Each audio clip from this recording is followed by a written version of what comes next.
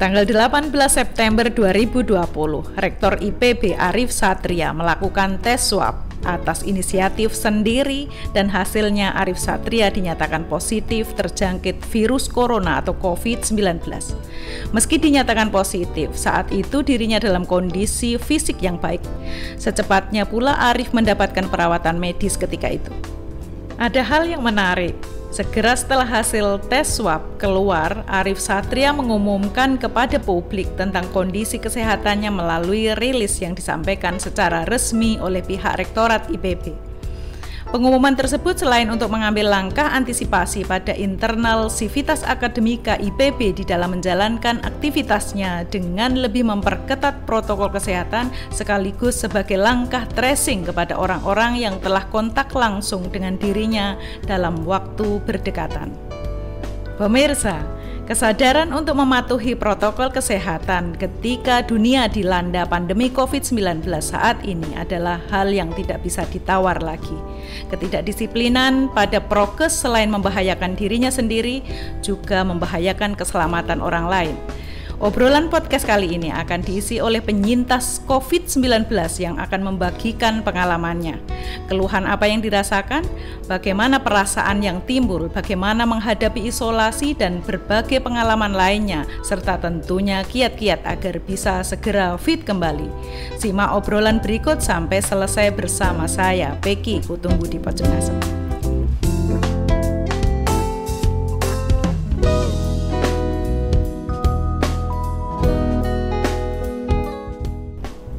Podcast ke-10 kali ini menghadirkan kembali figur yang sudah tidak asing lagi bagi dunia pendidikan di Indonesia, Profesor Edi Suwandi Hamid, Rektor Universitas Widya Mataram yang sejak tahun 2017 memimpin kampus ini. Jika podcast edisi perdana, Profesor Edi Suwandi Hamid hadir mengupas tema tentang tetap optimis di saat pandemi. Kali ini beliau hadir dalam tema yang lain sebagai penyintas COVID-19 yang akan membagikan pengalamannya pada khalayak luas. Selamat datang kembali, Prof. Edi. Terima kasih, Bu Peki. Selamat sore. Assalamualaikum warahmatullahi wabarakatuh. Waalaikumsalam warahmatullahi wabarakatuh. Prof. Edi dan pemirsa, kali ini kita tetap menggunakan masker karena masih dalam kondisi PTKM. Sehingga kita tidak tampak terlihat, tetapi saya kira Prof. Edi sudah banyak dikenal di kalangan luas sehingga tidak asing lagi ketika ditutup pakai masker. Nah, Prof. Edi, kita ngobrol santai saja hari ini. Gejala apa sih yang dirasakan pada saat itu, Prof? Ya, sebetulnya hampir tidak ada gejala apa-apa. Sangat biasa. Sejak dulu misalnya, tiba-tiba saya agak pusing, agak sakit kepala, atau mungkin agak sakit lambung, dan juga nggerges. Nah, ini terjadi, saya ingat ya pada hari itu, hari Jumat ya, saya merasa itu, menjelang Jumat itu badan saya agak nggerges, sedikit sekali. Ya. Nah, tapi nggak saya begitu rasakan, agak nggerges begini ya nggak apa-apalah. Nah, selesai Jumatan, saya langsung pulang. Biasa saja, nggak sakit kok ya. Cuman karena situasi COVID, perlulah saya cek suhu tubuh dan juga oximeter pernafasan saya gitu. Nah, karena nggak ada di kamar, nanti saya tulis di grup family supaya anak saya atau yang lain yang ada di rumah membaca chat itu. Saya tanya di mana termometer gitu kan. Nah, langsung dijawab itu. Bukan hanya yang dari Jogja yang menjawab yang di rumah, tetapi juga yang di luar kota. Yang di Jakarta gitu mengatakan, "Lu ada apa-apa?" Enggak, saya bilang saya agak ngeriges sedikit. Lantas kira-kira jam 3, jam 4 lah itu saya cek, suhu saya agak tinggi. 37,8. Dan pernapasan saya dengan oximeter itu 93, artinya di bawah normal. Nah, saya sampaikan karena anak tanya itu hasilnya. Nah, anak-anak jadi heboh. Kalau gitu, Papa harus isolasi.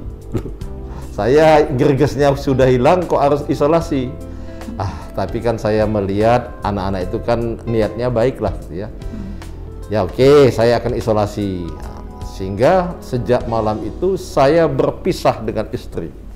Pindah kamar. Jadi saya diisolasi di kamar saya ya, yang tentu semuanya sudah lengkap ya, ada ruang ganti pakaian, ada kamar tidur dan juga kamar kerja saya. Jadi cukup luas ya, kira-kira 50 sampai 60 meter lah itu ruang isolasi saya ya. Dan juga ada akses pintu keluar sebetulnya dan juga jendela yang menghadap ke timur ya. Nah, tapi saya merasa sehat. Walaupun saya batin juga ini ngapain ini saya harus isolasi, saya nggak apa-apa dan gregesnya sudah hilang hanya beberapa jam. Itu hari Jumat. Sabtu santai saya di dalam kamar, olahraga, kerja. Ini biasa ada kan rapat-rapat meeting dengan Zoom, gitu, walaupun hari Sabtu. Kemudian Minggu karena anak-anak mengatakan tes swab gitu ya, supaya jelas itu kena COVID atau tidak. Ya saya tes pagi-pagi itu swab PCR itu kan. Sorenya atau malamnya menjelang Isya dapat hasil swabnya gitu. Saya kan overconfident lah ya, seperti mau teriak, ini mau saya beritahu nih anak-anak yang mau mengisolasi saya ini, saya negatif ini, saya pikir pasti negatif, mau saya nggak apa-apa kok. Dan ketika saya buka, saya kaget, hasilnya positif. Hasilnya positif. Nah, sejak itu kan berlanjut. Jadi sejak Jumat, Sabtu, Minggu ya berlanjut saya di isolasi. Jadi hampir tidak ada gejala apa-apa. Nah, untuk itu kan saya juga tidak boleh ego, ya.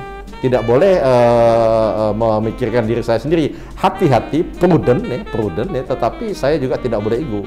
Nah, ketika hasil itu positif, maka semua yang berinteraksi saya, semua yang ada di rumah dan yang berinteraksi dengan saya, termasuk driver ya dan sebagainya, kita swab PCR hari Seninnya itu. Kemudian juga kolega saya di kantor, para wakil rektor misalnya, sekretaris itu dan lain-lain, ya kita swab PCR juga. Nah, ternyata hasilnya negatif semua. Jadi saya bingung nih, saya dapat dari mana itu loh. Dapat dari mana ini? Di rumah enggak, di kantor enggak. Ya, kira-kira dari mana? Nah, ketika saya dilacak lah oleh dari Pemkot Jogja itu, ya kira-kira karena saya pernah makan di restoran, walaupun itu hanya dengan teman-teman di tempat terbuka dan tidak begitu ramai, dugaannya dari situ. Nah, jadi pesannya ya hati-hati ya. Walaupun kita sudah sangat menjaga, melaksanakan prokes ya, ketika makan itu misalnya kita mungkin membuka masker dan dari airborne itu ya masuk mungkin melalui hidung ataupun dari mulut kita. Jadi itu Bu ceritanya. Iya. Nah, ini sebagai catatan ini Prof. Sejak Maret 2020 ini kan Sivitas Akademika UIM secara disiplin ya menerapkan protokol kesehatan dari mencuci tangan dengan benar, mengenakan masker pelindung, kemudian menjaga jarak, menghindari adanya kerumunan dan sebagainya. Hingga saat ini perkuliahan juga masih dilakukan secara daring, kemudian ada pembatasan juga kegiatan mahasiswa. Tetapi ternyata gitu ya, dan Pak Rektor ini kan sebagai figur yang sangat strike terhadap menerapkan prokes ini. Tetapi ternyata masih juga kena gitu loh. Apa nih yang harus dilakukan? Itulah ya, sudah hati-hati, bahkan bukan mengajak diri sendiri, saya mengajak lingkungan, mengajak masyarakat ya untuk menerapkan protokol kesehatan, baik yang standar pemerintah, standar WHO, ditambah standar pribadi pun kena. Nah, itu pesannya adalah kita harus super hati-hati. Untuk melindungi diri kita sendiri dan melindungi orang lain. Bayangkan kalau saya tidak melakukan swab test ya, itu mungkin saya tidak tahu kalau saya terkena COVID ya. Dan saya kan melaksanakan itu ya hampir rutin lah gitu. Ketika saya berinteraksi dengan orang banyak, mungkin ada acara wisuda misalnya, selesainya saya melakukan swab PCR supaya kalaupun saya tidak bergejala saya tahu. Nah ternyata kan betul ketika saya tidak bergejala saya periksa saya positif. Ya. Nah artinya di lingkungan kita itu banyak sekali orang yang tidak diketahuin itu yang sebetulnya positif. Dia mungkin tidak apa-apa OTG, tetapi bisa menularkan kepada orang lain.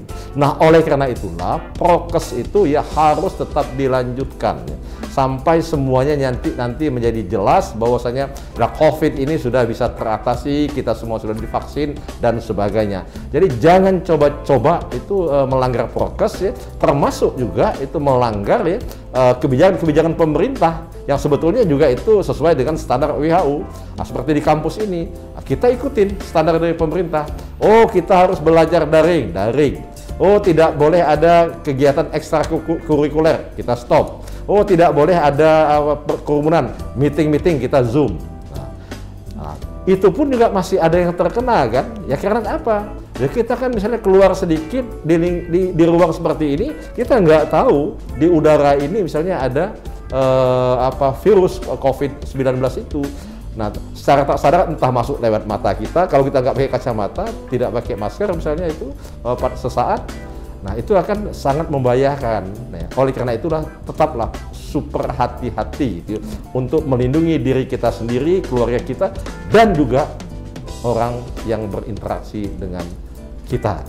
Iya. Pada saat Prof. Edi dinyatakan positif gitu ya, ini juga berbagi cerita gitu.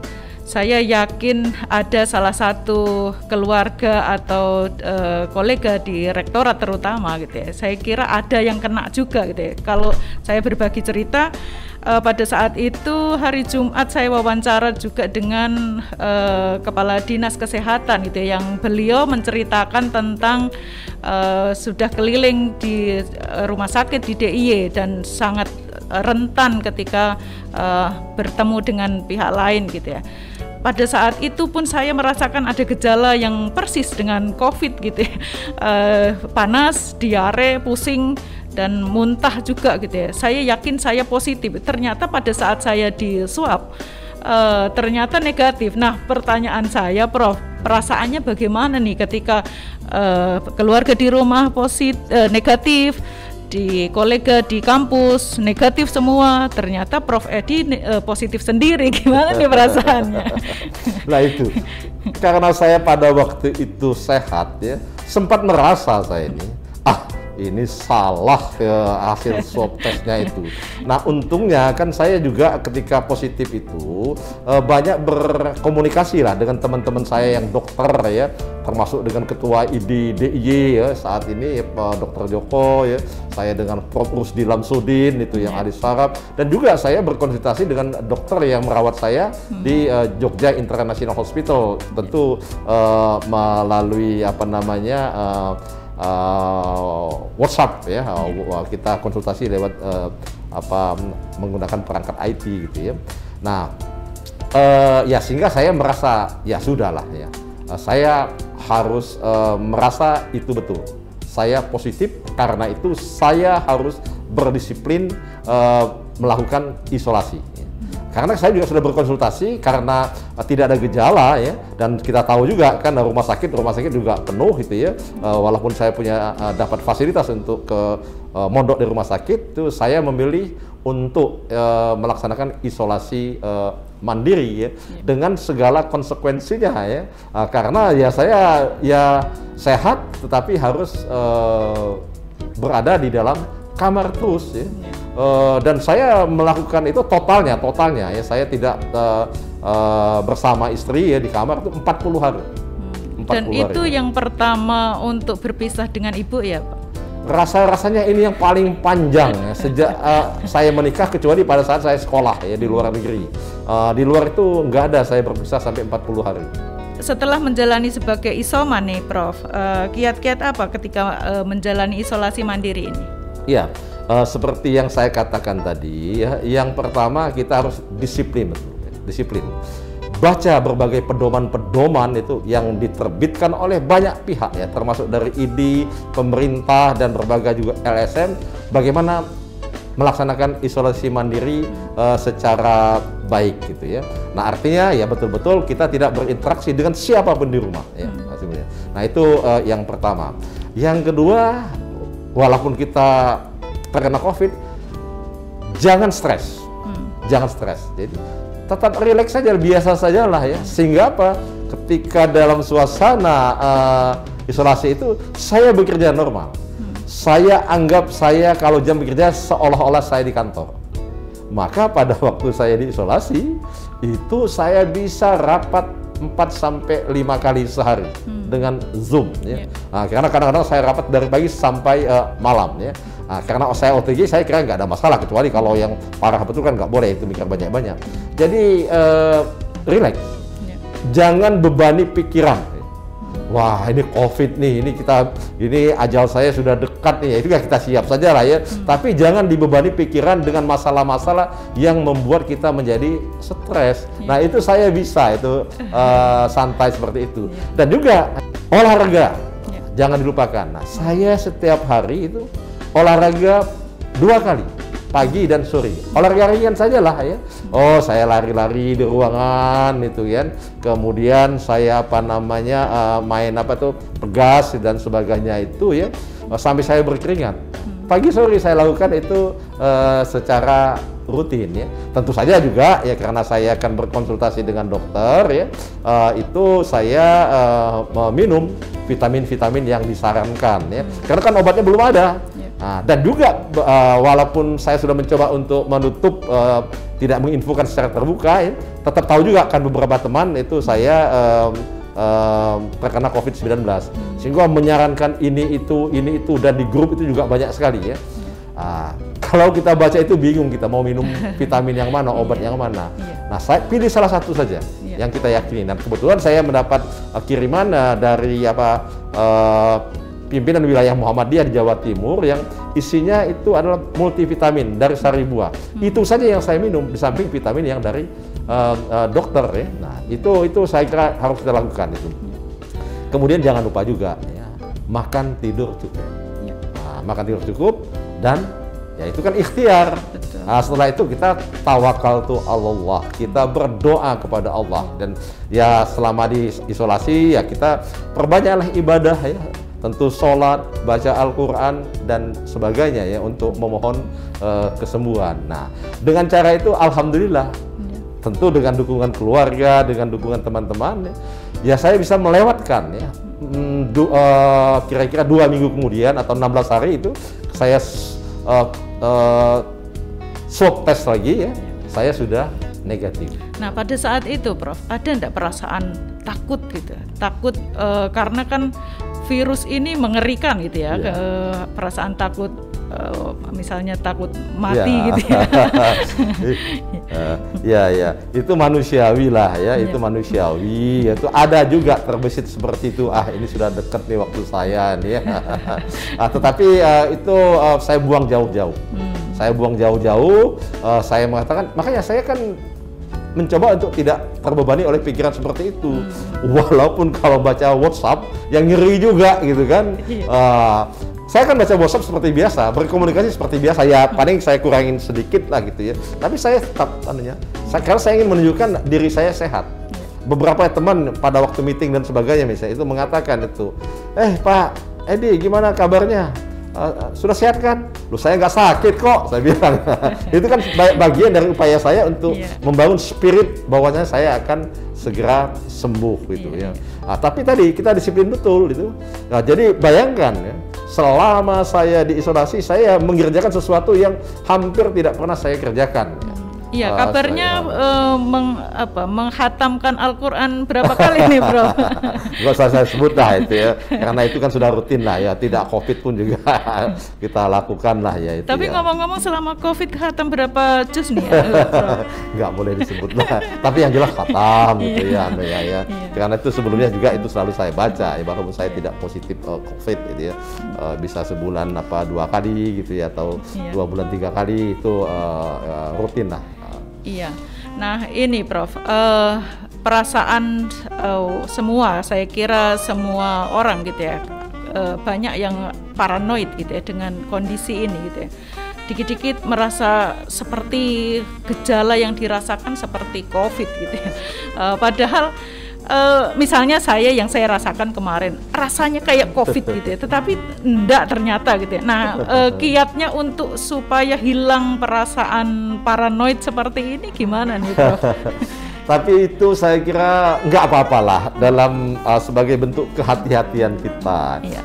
Jujur saya katakan, mungkin keluarga saya, terutama anak-anak saya, itu yang bersama saya ataupun yang berada di Jakarta gitu ya, di luar Jogja, itu ya paranoid menurut saya itu ya. Iya. Tapi kalau mereka tidak paranoid, barangkali saya tidak swab test ya, dan saya membahayakan banyak orang ya. Iya. Nah, sebetulnya begini, saya katakan, selama setahun terakhir ini saya sudah sangat berhati-hati. Bayangkan, waktu yang normal sebelum COVID, itu setiap tahun saya itu kena flu, pilek nih, setahun bisa 1-2 kali dalam setahun. Tapi setahun terakhir ini karena saya selalu pakai masker, cuci tangan, jaga jarak, saya tidak pernah terkena flu dan pilek selama setahun terakhir ini. Ini luar biasa ya, artinya sudah berhati-hati. Nah itu pun juga masih kena ya. Nah tapi sekali lagi ya, sepanjang paranoid itu tidak mengganggu ya, tidak membebani pikiran kita anggap saja bentuk kehati-hatian. Nah, jadi nggak masalah lah kita ikutin lah saran-saran ya, yang biasanya kita kalau sakit sedikit kita nggak ke dokter atau nggak periksa. Sekarang ini periksa saja ya. Periksa saja supaya apa? Tadi saya katakan untuk melindungi diri kita sendiri ya, dan juga ya untuk melindungi orang lain. Karena sebagian besar orang yang positif swab itu positif COVID itu adalah OTG. Jadi manusia-manusia yang tidak ada gejala-gejalanya. Dia sehat tapi membahayakan orang lain. Ya. Nah ini Prof, bagaimana kita menghadapi ini? Karena masih ada beberapa warga yang berpikiran bahwa terpapar COVID-19 itu aib disembunyikan. Nah, padahal ketika disembunyikan, ini tracingnya akan lebih sulit gitu ya. Nah, apa yang harus kita lakukan ketika kita tahu bahwa kita positif? Ya, jadi kan kita memang harus mengedukasi publik tentang itu ya.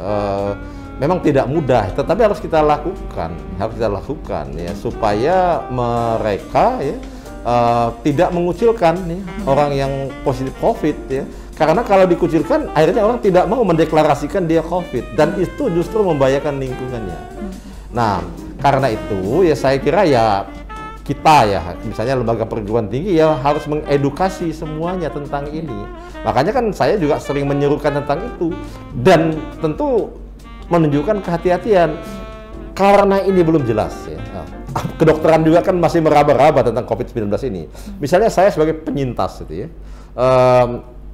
WHO mengatakan, iya kalau orang tanpa gejala sudah seminggu, sudah 2 minggu, udah nggak perlu lagi lah swab test, sudah bisa berinteraksi. Ya, saya ikut itu. Tetapi saya tetap swab test. Ya. Yang kedua, saya menambah sendiri isolasi.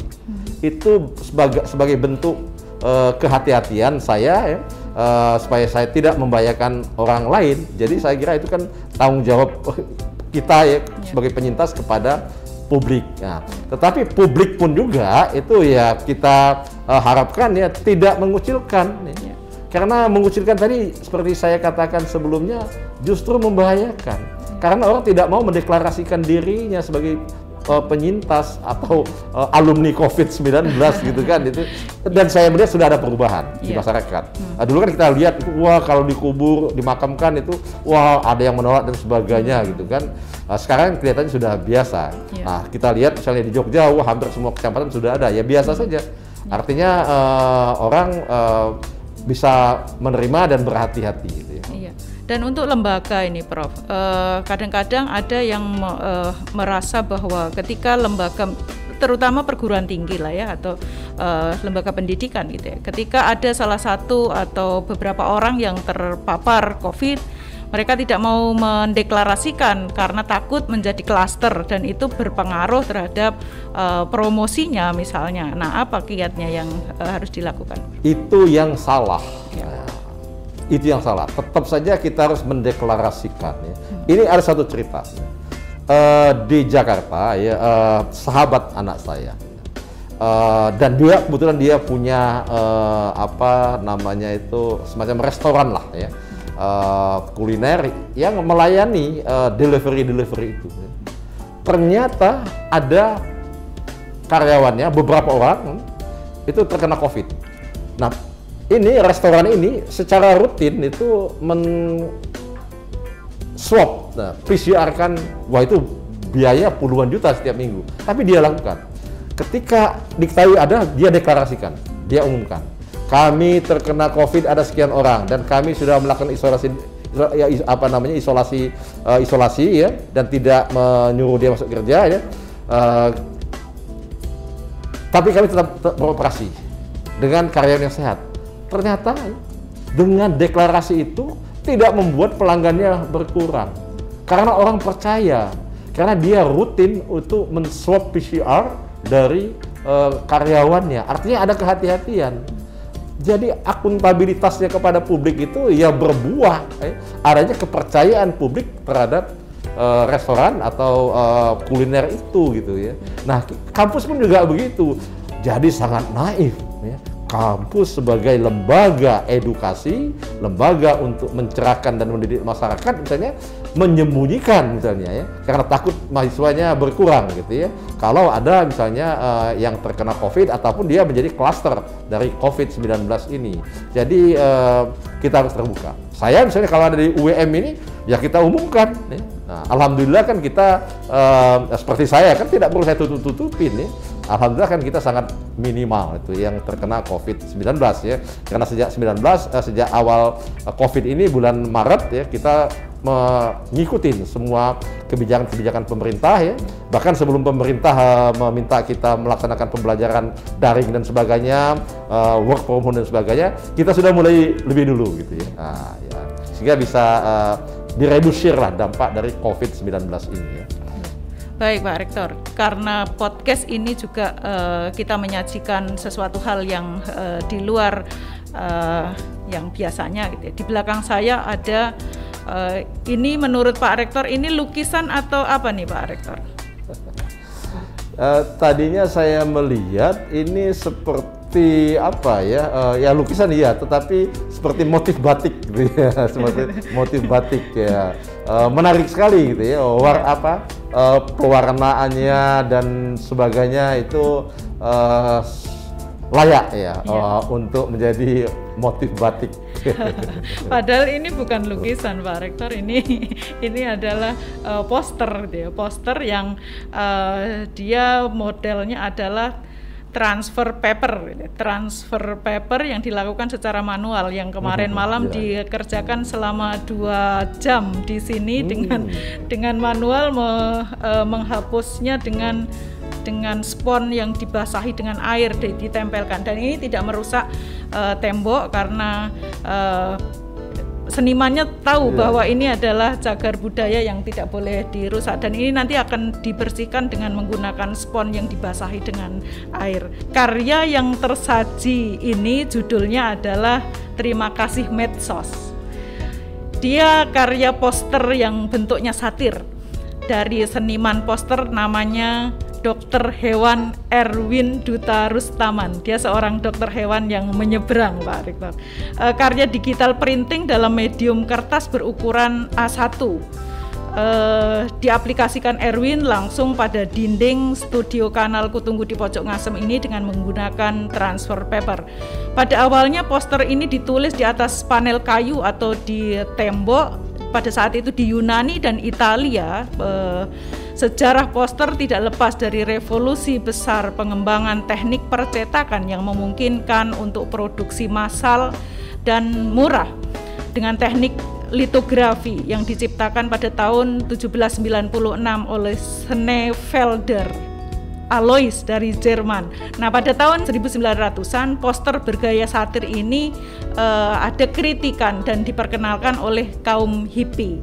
Nah, ini saat ini dunia kita berjejaring menjadi sesuatu yang realistis, keseharian, sehubungan dengan manusia. Poster banyak kemudian disebarluaskan dalam bentuk e-poster. Nah, ini yang di sebelah saya ini si Erwin menuangkannya ini cepat sekali Pak Rektor. Jadi ditempelkan saja, kemudian dihapus dan tidak langsung melukiskan di sini. Ini sesuatu yang baru bagi saya ini. Baru pertama kali saya dengar ada ya lukisan transfer paper. Ya, transfer paper. Di ujung perbincangan kita Pak Rektor, himbauan atau pesan yang bisa disampaikan terkait dengan pandemi COVID saat ini. Ya, pandemi COVID-19 ini ya, sudah hampir 1 tahun dan belum terlihat menurun di Indonesia bahkan di dunia. Oleh karena itu saya mengajak semuanya ya untuk ya melaksanakan ya protokol kesehatan itu secara strict ya. Ikutin ya anjuran-anjuran dari pemerintah ataupun juga yang ada di dalam standar WHO. WHO kan mengatakan itu no one safe until everyone safe. Nah, jadi kita nggak akan bisa itu aman, selamat ya, kalau misalnya ada satu saja di antara kita yang terkena itu. Karena itu akan bisa menularkan, ya, potensi penularannya sangat cepat. Nah, karena itu semuanya harus melaksanakan protokol kesehatan itu secara strict. Jangan overconfidence, jangan ego, dan kalau ada gejala-gejala sekecil apapun, cobalah tes. Ya. Apakah itu rapid test, apakah itu antigen, ya, ataukah itu dengan swab PCR.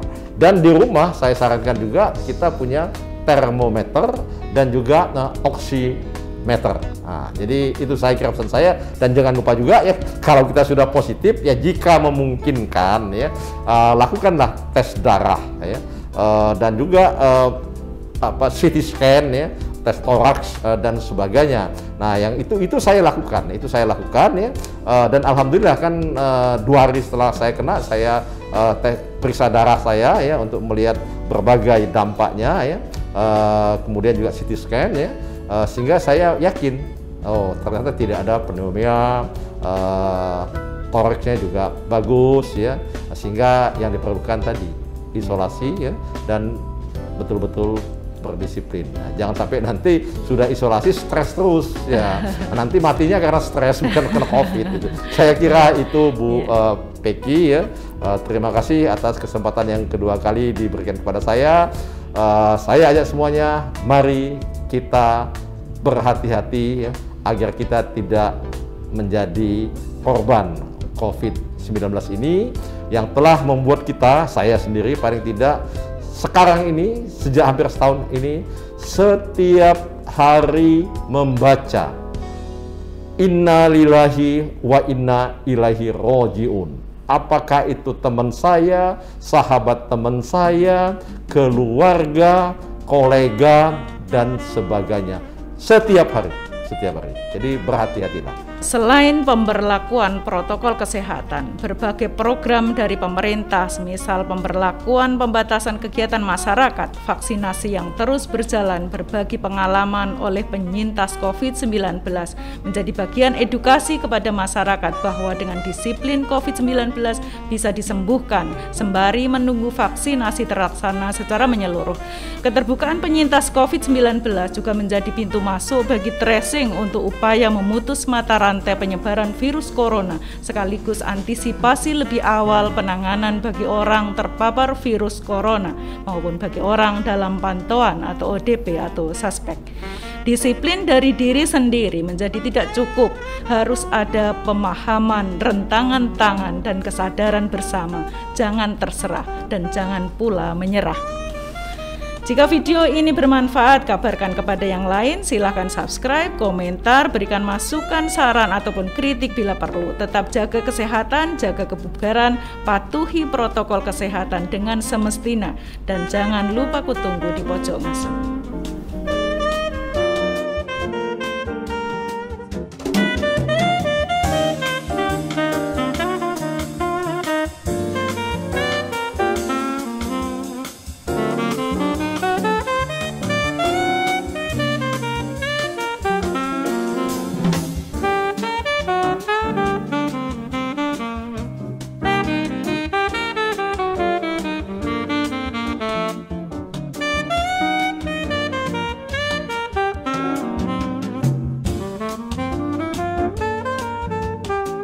Thank you.